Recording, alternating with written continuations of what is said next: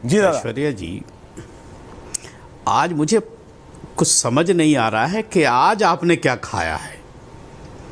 आज खाया ही जिस नहीं है, एतबार से आज पानी पे शुरू चल रहा अपने मामला। ओपनिंग मार्क से लेकर के अब तक जो आपने लफ्ज इस्तेमाल किए हैं, आज बड़ा अच्छा लग रहा है। मुझे लग रहा है कि कुछ ना कुछ असर हो रहा है।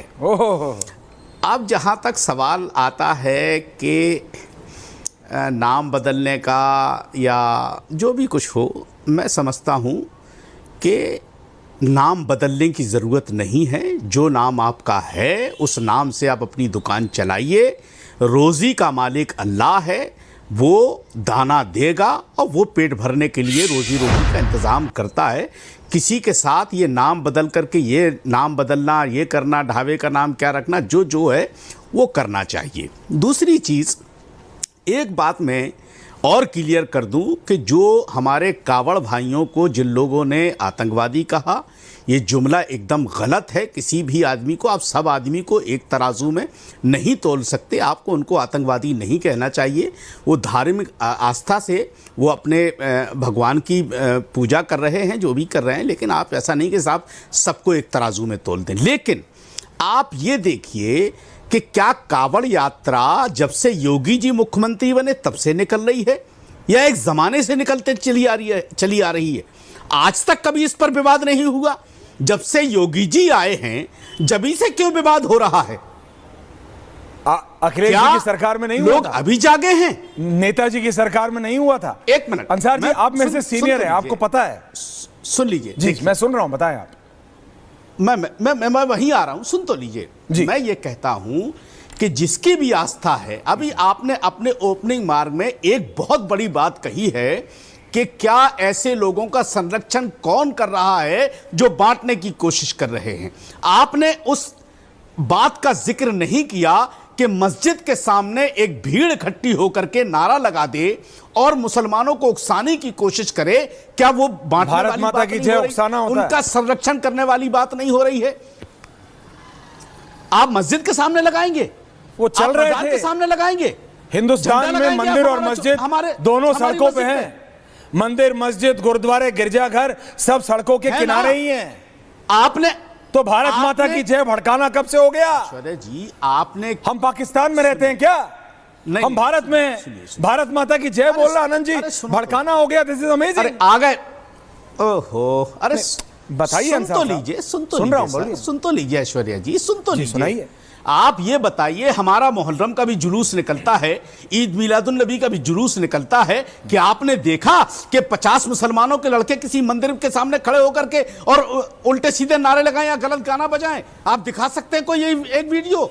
मैं आपको 50 वीडियो दिखा दूंगा कि मस्जिद के सामने खड़े होकर के कैसे भद्दे भद्दे गीत बजाए गए। हम पूरी कौम को नहीं जोड़ रहे उससे, लेकिन जो लोग कर रहे हैं कर तो रहे हैं ना। उन्होंने किया तो उनका संरक्षण हुआ है ना, उनकी सरपरस्ती हुई है ना।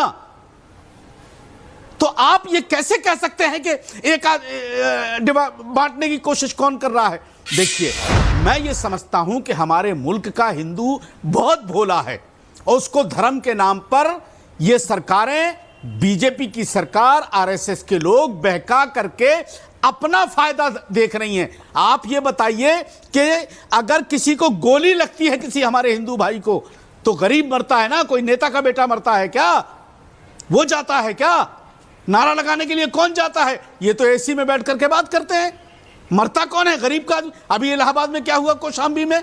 नेताजी तो गेस्ट हाउस में चले गए, मरवा दिया 50 लड़कों को जोश में आकर के।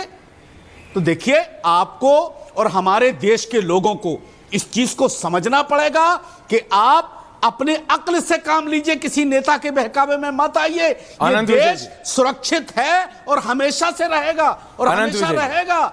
मेरा भारत महान है, मुझे फक्र है कि मेरा भारत महान है, मेरा हिंदुस्तान जिंदाबाद है, इसमें कोई शक नहीं है। मेरा मुल्क की तहजीब बहुत अच्छी है। ऐश्वर्या जी, हाँ दादा, ऐश्वर्या जी, आनंद दादा, ऐश्वर्या जी, बहुत लंबी लंबी तकरीरें आज आपके यहाँ हुई हैं और बहुत अच्छी अच्छी बातें कही गई हैं। लेकिन मुझे लगता कहने है से कि क्या? सारी बातें तथ्यात्मक रूप से एक उसको क्या कहते हैं, एक इन्वेस्टिगेशन की मांग करता है। जैसे फराज साहब ने बहुत लंबी सूची गिना दी, लेकिन उन्होंने धर्म को कारोबार से जोड़ दिया, और बहुत पढ़े लिखे व्यक्ति है, इतने शटल तरीके से और इतनी विद्वतापूर्ण तकरीर करते हुए वो बातें कह गए, और कहने के बाद फिर उसमें सब्जेक्ट टू ये लगा के बहुत कायदे से निकल गए। ये देश जानता है कि किस पार्टी के व्यक्ति ने भारत माता को डायन कहा था। इस पर कोई चर्चा नहीं करेंगे, सबके मुंह सिल जाएंगे। हमारे जैसे व्यक्ति सबकी नाराजगी मोल लेकर भी इस बात को निरंतर कहते रहते हैं।